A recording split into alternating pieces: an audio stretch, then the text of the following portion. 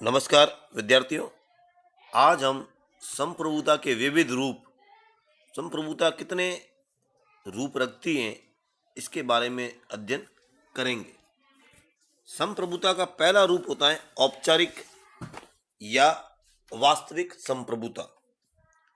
औपचारिक या नाम मात्र की संप्रभुता का तात्पर्य है एक व्यक्ति या एक ऐसी इकाई से है जिसके पास सैद्धांतिक दृष्टि से संपूर्ण शक्ति निहित हो, किंतु जिसके द्वारा व्यवहार में इस शक्ति का अपने ही विवेक के आधार पर उपयोग न किया जा सके। व्यवहार में इन शक्तियों का प्रयोग उनके नाम पर कोई अन्य शक्ति ही करे। इसका उदाहरण है इंग्लैंड का सम्राट। इंग्लैंड का सम्राट इस प्रकार के औपचारिक संप्रभु का आदर्श उदाहरण है। सैद्धांतिक दृष्टि से इंग्लैंड में सम्राट ही संप्रभु है, किंतु वास्तविक संप्रभु मंत्रिमंडल है जो व्यवहार में सम्राट की संप्रभुता का उपयोग करता है। भारत में भी राष्ट्रपति को औपचारिक संप्रभु और संसद एवं मंत्रिमंडल को वास्तविक संप्रभु कहा जा सकता है। औपचारिक तथा वास्तविक संप्रभुता का यह भेद संसदात्मक शासन प्रणाली में पाया जाता है। दूसरा रूप होता है कानूनी संप्रभुता। राज्य के अंतर्गत कानूनों का निर्माण करने और उसका पालन कराने की सर्वोच्च शक्ति जिस सत्ता के पास होती है उसे कानूनी संप्रभुता कहा जाता है। यह वह संप्रभु है जिसे न्यायालय स्वीकार करता है। वैधानिक दृष्टि से इस सर्वोच्च शक्ति पर किसी प्रकार का प्रतिबंध नहीं होता और वह धार्मिक सिद्धांतों, नैतिक निर्देशों तथा जनमत के आदर्शों का उल्लंघन कर सकता है। कानूनी संप्रभुता को स्पष्ट करते हुए गार्डनर ने कहा है, कानूनी संप्रभु वह निश्चित शक्ति हैं जो राज्य के उच्चतम आदेशों को कानून के रूप में प्रकट कर सके। वह शक्ति जो ईश्वरीय नियमों या नैतिकता के सिद्धांत तथा जनमत के आदेशों का उल्लंघन कर सके। इंग्लैंड में संसद सहित सम्राट को इसी प्रकार की कानूनी संप्रभु कहा जाता है। कानूनी संप्रभुता की कुछ विशेषताएं होती हैं। ये निश्चित होती हैं, न्यायालय इसे स्वीकार करता है। ये किसी एक व्यक्ति या व्यक्ति समूह में निहित हो सकती हैं। ये निश्चित रूप से संगठित, स्पष्ट और विधि द्वारा मान्य होती हैं।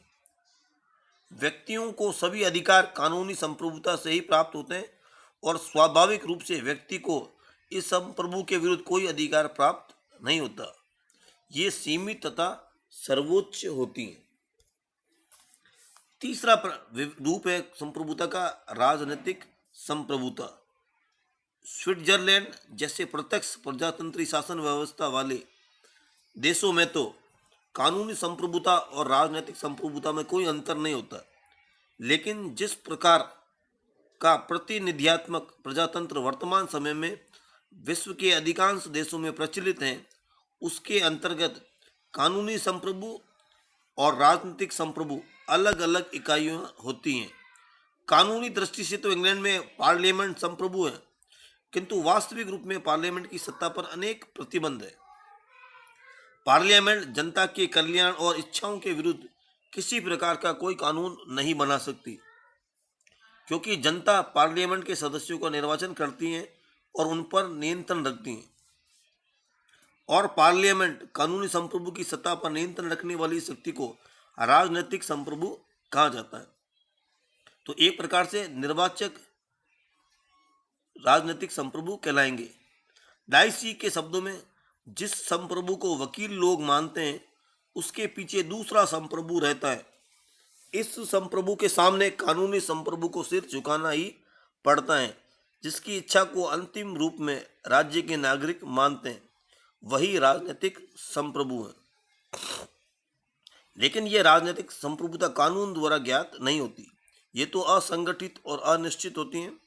संकीर्ण दृष्टिकोण से एक देश के निर्वाचकों को राजनीतिक संप्रभु कहा जा सकता है, क्योंकि वे ही कानूनी संप्रभु का निर्माण करते हैं।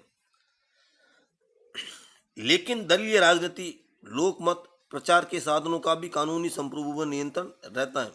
इसीलिए गिलक्राइस्ट के शब्दों में राजनीतिक संप्रभु एक राज्य के अंतर्गत उन सभी प्रभावों का योग है जो कानूनी संप्रभु के पीछे निहित रहते हैं। कानूनी तथा राजनीतिक प्रभुता का अंतर बताते हुए गिलक्राइस्ट ने लिखा है, कानूनी प्रभुसत्ता निश्चित रूप से स्पष्ट होती हैं, राजनीतिक प्रभुसत्ता यद्यपि वास्तविक होती हैं, फिर भी ये अस्पष्ट और अनिश्चित होती हैं। चौथा प्रकार है वैध और यथार्थ संप्रभुता, D jure and de facto sovereignty. एक देश के संविधान द्वारा जिस व्यक्ति या समुदाय को शासन करने का अधिकार दिया जाता है उसे वैध संप्रभु कहते हैं, और एक देश के अंतर्गत व्यवहार में अथवा वास्तव में जिस व्यक्ति या समुदाय के द्वारा शासन किया जाता है, दूसरे शब्दों में जनता से जो व्यक्ति समुदाय वास्तव में अपनी आज्ञा का पालन कराता है उसे यथार्थ संप्रभु कहते हैं। यथार्थ संप्रभुता की परिभाषा करते हुए ब्राइस ने कहा है, यथार्थ संप्रभुता उस व्यक्ति अथवा व्यक्तियों के समूह में पाई जाती हैं जो कानूनन अथवा गैर कानूनन अपनी इच्छा को राज्य में कार्यान्वित कर सकता है।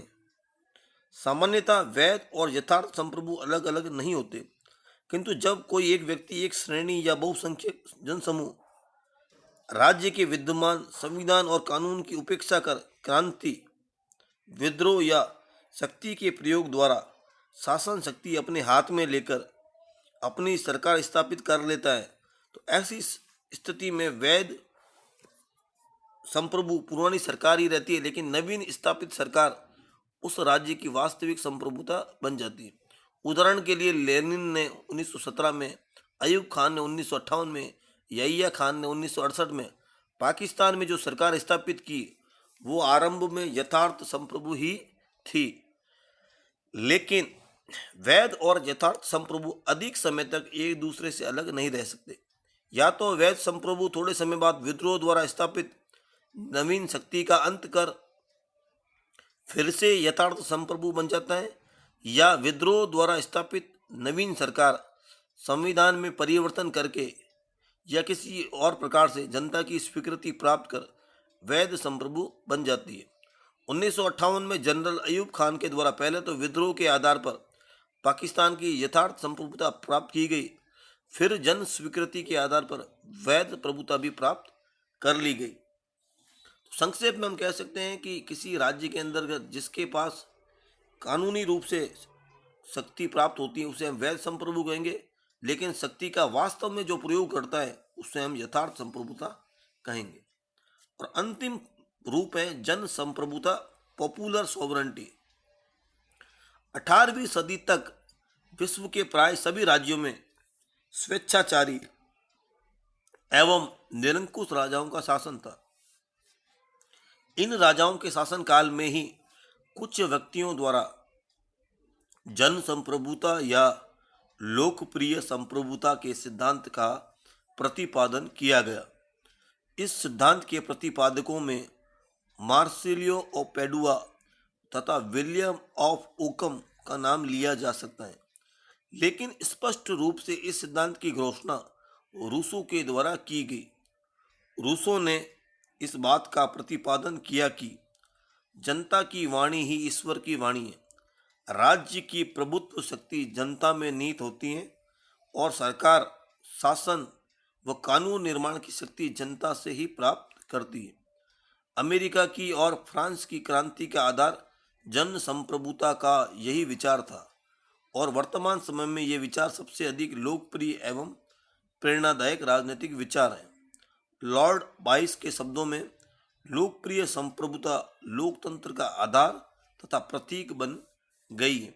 इस प्रकार जन संप्रभुता का तात्पर्य है कि सर्वोच्च सत्ता, शासक जो भी सत्ता प्राप्त करता है वो जनता द्वारा प्रदान की जाती है। इस वीडियो को आपने ध्यान से सुना, इसके लिए आपका बहुत बहुत धन्यवाद।